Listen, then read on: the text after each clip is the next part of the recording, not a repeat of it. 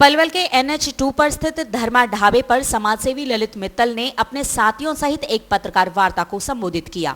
जिसमें उन्होंने नगर परिषद पलवल को भ्रष्टाचार और काले गोरख धंधे का अड्डा बताया। उन्होंने नगर परिषद को कटघरे में खड़े करते हुए आरोप लगाया कि पलवल नगर परिषद द्वारा बढ़ी लिमिट, जो कि सेक्टर 7A के अंतर्गत आती है और NOC काटने के लिए कैबिनेट की मंजूरी जरूरी होती है, ऐसे लाखों गज जमीन की बिना मंजूरी के ही NOC जारी कर दी गई, जिससे कानून का खुला उल्लंघन हुआ। कुछ विशेष केसों में तो 1 एकड़ जमीन में से 1 कनाल की NOC जारी कराई गई और उसी NOC से बाकी जमीन की रजिस्ट्री भी करवा दी गई, जो सीधा सीधा नगर परिषद का नुकसान है। उन्होंने आरोप लगाया कि पिछले दिनों खरीद की गई स्ट्रीट लाइट में भी हेराफेरी की गई, जिस ट्यूब का बाजार मूल्य 650 से लेकर के 700 के लगभग होता है, उसे नगर परिषद द्वारा 1700 रुपए में खरीदा गया और 30 वाट वाली LED लाइट, जिसका बाजार मूल्य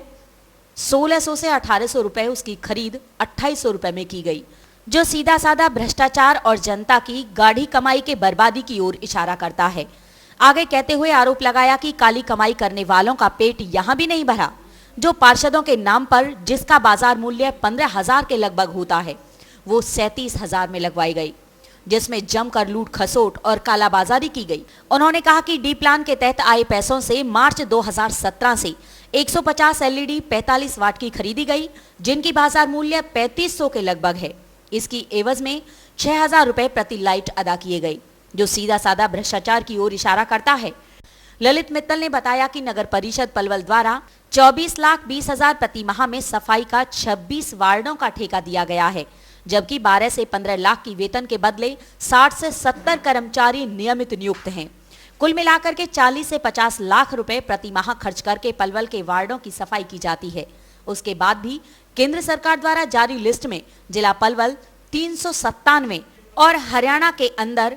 गंदे शहर का ताज पलवल जिले और वहां की भोली भाली जनता के सिर पहनाया गया। पलवल की सफाई व्यवस्था का ठेका छोड़ते समय मानकों को आधार बनाकर छोड़ा गया था, लेकिन भ्रष्टाचार और गोरख धंधे ने मानकों की बलि चढ़ा दी और नगर परिषद की संपत्ति का उपयोग, जैसे JCB ट्रैक्टर आदि का उपयोग जो ठेकेदार कर रहे हैं, उनकी तरफ से भी कोई पैसा इन सुविधाओं के बदले आज तक नहीं दिया गया और परिषद की तरफ से कोई रिकवरी नहीं हुई। उन्होंने कहा कि नगर परिषद पलवल ने अंधेरी नगरी और चौपट राजा वाली बात चरितार्थ की है।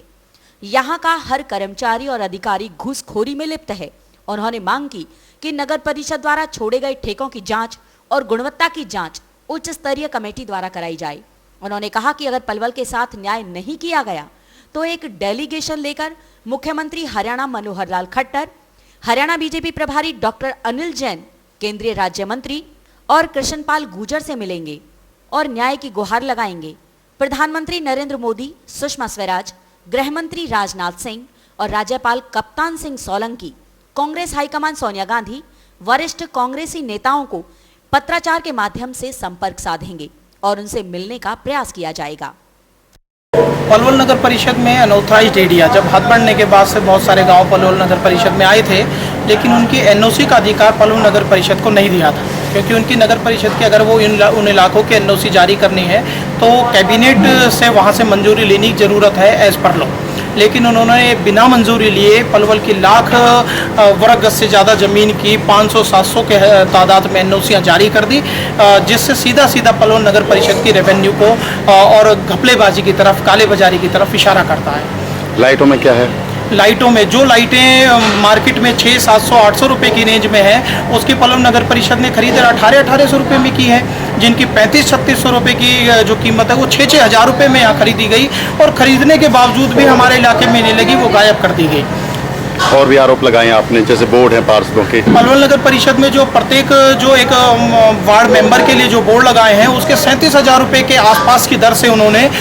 वो पेमेंट उन्होंने की है, जबकि वो बोर्ड 14-15 हज़ार रुपये, और अगर हम फरीदाबाद अपने इलाके से चले जाएँ तो 9-10 हज़ार रुपये के इससे ज़्यादा की बोर्ड नहीं है। तो सीधा सीधा कालाबाजारी की तरफ इशारा करता है। टोटल कितना घोटाला किया है, कौन इसमें दोषी है? पलवल नगर परिषद में ये लाखों करोड़ों रुपए का घोटाला, करोड़ों रुपए का घोटाला पिछले 2 सालों से 3 सालों से चल रहा है। मैं मैं आपके माध्यम से हरियाणा सरकार से और यहाँ की जो नुमाइंदगी है उनसे मांग करता हूँ कि एक जांच आयोग का गठन करें और पिछले 5-7 सालों की जो जितनी भी यहाँ पे ये कार्रवाई हुई है उसका एक गहन अध्ययन करके एक जांच करके पता लगवाएं कि पलवल नगर कौन कौन परिषद को दोषी कितने किसके का- सहारे पर हुआ है, कौन कौन संलिप्त है? पलवल नगर परिषद अपनी जवाबदेही से नहीं बच सकती क्योंकि सीधा सीधा नगर परिषद का ये काम है, नगर लेकिन परिषद चेयरमैन जिम्मेदार है इसमें? नगर परिषद चेयरमैन इस बात के लिए सीधा जिम्मेवार है क्योंकि वो उसी